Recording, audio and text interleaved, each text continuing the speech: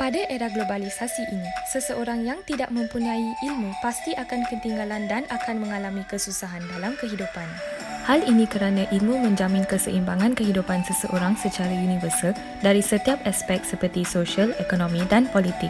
Setiap individu perlu berusaha dengan gigih kerana ilmu tidak datang sendiri, bak kata pepatah, yang bulat tidak datang bergolek, yang pipih tidak datang melayang. Bagaimanakah ilmu menjamin keseimbangan kehidupan seorang secara universal? Dari aspek pendirian, ilmu memberi seseorang peluang kerja yang tinggi. Ilmu meningkatkan taraf kehidupan seseorang dan sekeluarga, dan ilmu menjamin kehidupan seseorang kelak nanti. Mengapakah ilmu memberi kami peluang kerja yang tinggi dan baik? Dengan kepelbagaian ilmu yang dimiliki, skop kerjaya seseorang pasti akan terbuka dengan lebih, lalu mereka mampu menjawat jawatan yang lebih tinggi. Hasrat ini hanya akan tercapai jika ilmu ditemukan. Selain itu, mengapakah ilmu meningkatkan taraf hidup seseorang? Dengan ilmu, mereka bukan sahaja berkejaya, malah gaji lumayan juga terhasil. Pendapatan ini dapat mengubah kehidupan sebuah rumah tangga dengan mampu memiliki keperluan dan kehendak asas sekeluarga. Di samping itu, hal ini juga akan mengurangkan golongan yang sering terbiar di jalan raya tanpa sebarang hala tuju dalam kehidupan mereka.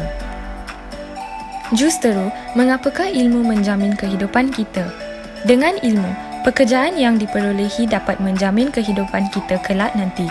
Dengan perancangan yang teliti, pendapatan bulanan kita membolehkan kita merancang kehidupan dengan lebih sistematik. Golongan ini juga tidak akan mempunyai niat untuk bergantung kepada manusia lain dari segi kewangan. Malahan, mereka boleh berbelanja mengikut kehendak diri sendiri. Marilah kita lihat dari aspek sosial di mana orang berilmu sering dihormati dan disanjungi, mereka tidak mudah dimanipulasi oleh pihak yang lebih berkuasa, serta mereka boleh menyumbang ilmu kepada rakyat. Pertama sekali, bagaimanakah ilmu memberi seseorang sebuah gambaran yang positif? Masyarakat sering menghargai insan yang berilmu kerana khidmat mereka digunakan untuk kepentingan umum. Dengan isu semasa yang sedang berlaku sekarang iaitu kes COVID, pasukan perubatanlah yang sedang menjalankan rawatan untuk pesakit COVID. Selain itu, pendakwa seperti Abid Liu yang telah membantu golongan kurang bernasib sepanjang musim ini, dan para guru yang tidak gagal untuk memastikan anak murid mereka mendapat ilmu sentiasa.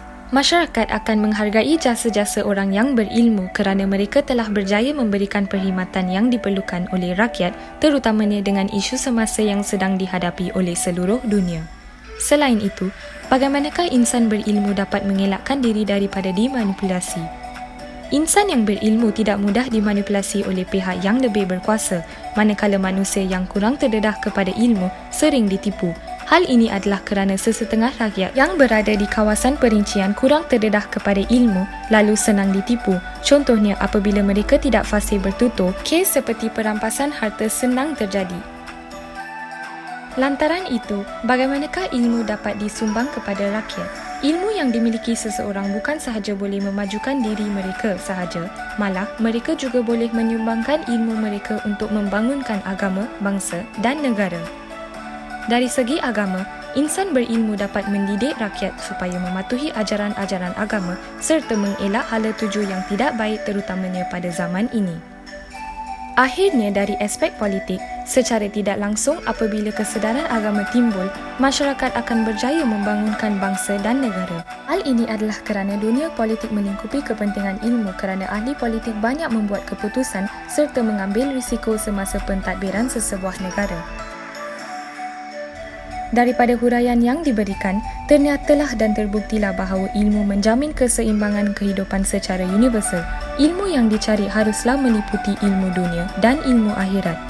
Keseimbangan ilmu sangat penting untuk mengelakkan akhlak dan rohani seseorang rosak dalam perjalanan berkejaya dan berkedudukan. Oleh hal yang demikian, ilmu haruslah diperap dalam diri setiap manusia untuk menjamin keseimbangan kehidupan mereka secara universal.